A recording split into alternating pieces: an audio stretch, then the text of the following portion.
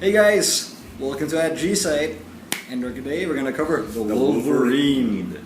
Of course, starring who else? Hugh Jackman, and a whole big Japanese cast. Yeah. And with all these names that I can barely pronounce. Yeah. You know.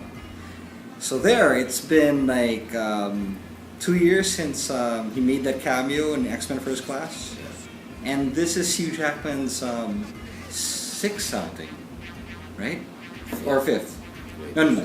Three X-Men movies. Three X-Men movies, First one class. solo.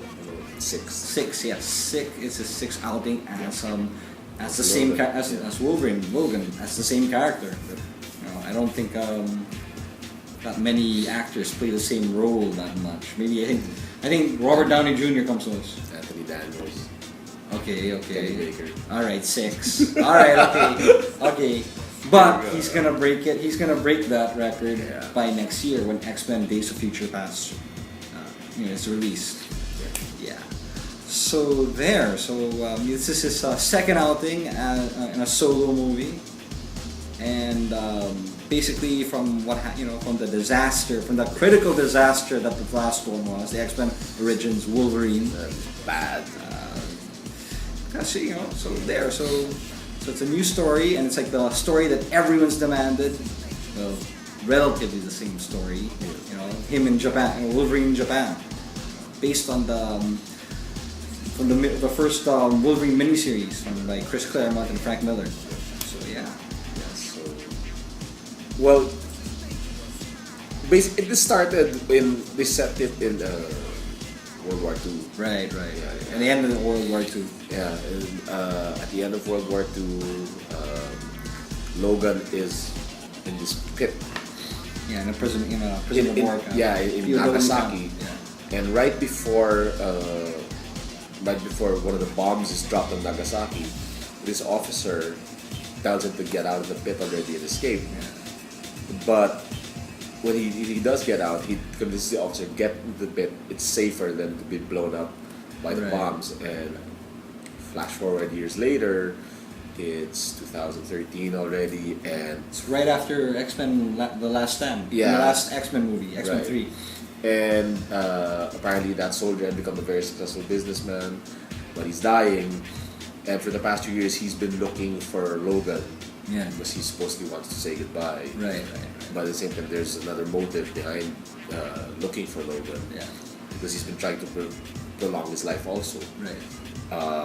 So when the character of Yukio comes in and brings Logan from Canada. Yeah. He's been hiding out in Canada. Yeah. Ever since X-Men 3. Yeah, when Jean Grey died. Right. He's feeling guilt-ridden. Yeah. What happened? When Yukio basically convinced him, come to Japan because Mr. Yashida wants to say his thank yous and stuff. So it brings Logan back to Japan for the first time since World War II happened. Yeah. And that's when everything unfolds here with Clan Yashida and Mariko, who's events in the comics becomes Wolverine's love interest. Yeah, very important part of Wolverine's life. Basically, the only non-redhead that he was with. Right. Yeah. So there. So I think the filmmakers are really trying to make a solid effort to improve, make an improvement on the last Wolverine movie. It's really just a fucking train.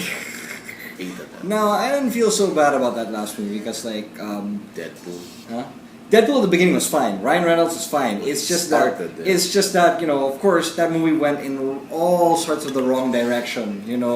Making him like this ultra uber mutant, and most importantly, they clamped his mouth shut. The mouth. That's not Deadpool. Yeah. Of course, and those stupid adamantium bullets that made Wolverine forget his memory. Yeah. Such a waste of Danny Houston. Yeah. I mean, such a waste of Liev Schreiber. Yeah. Such a waste of Ryan Reynolds. So I guess the whole point of this movie is to redeem it. Redeem is the word. Redeem it from what happened the last Salvage. time. And okay. For the most part, I mean, did. Because this is a storyline that's been in demand ever since the first X-Men movie. You know, even Hugh Jackman, I think it was one of the first comic books he read about Wolverine was that first miniseries by Wolverine. And and to a certain extent, the whole time we were talking about this earlier. The whole time we were watching it, I was just thinking, man, Just a little bit more. yeah, and like, why in my head, why didn't they just stick to the story? Source material. Yeah, verbatim. Source material is perfect.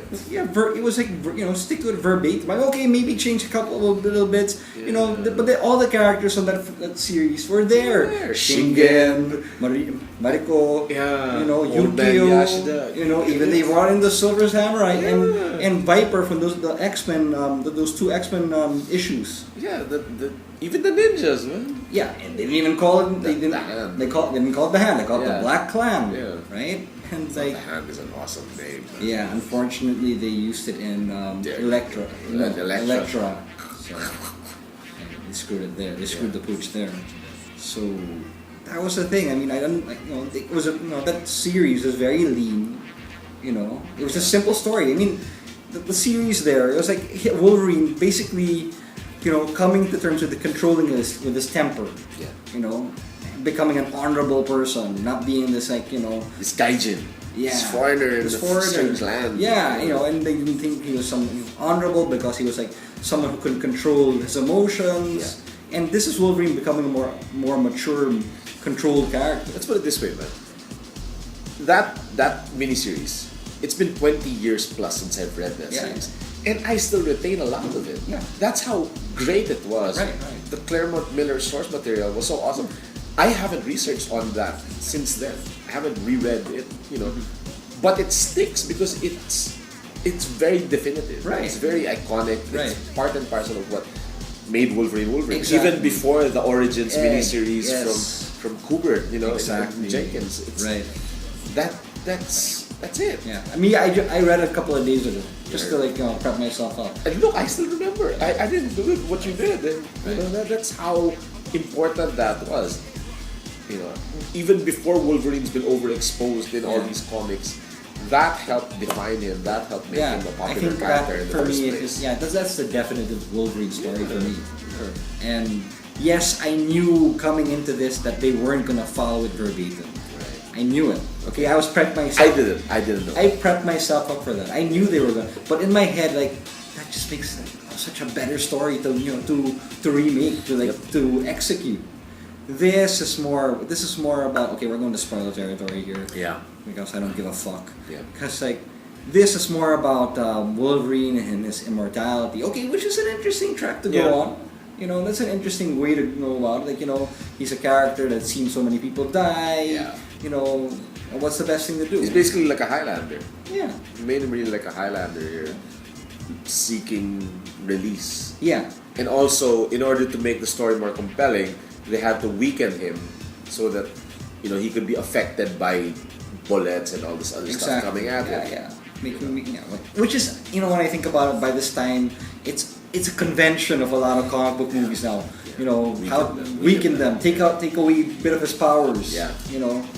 Just to freshen them up. Humanize them. Yeah, freshen him up a bit.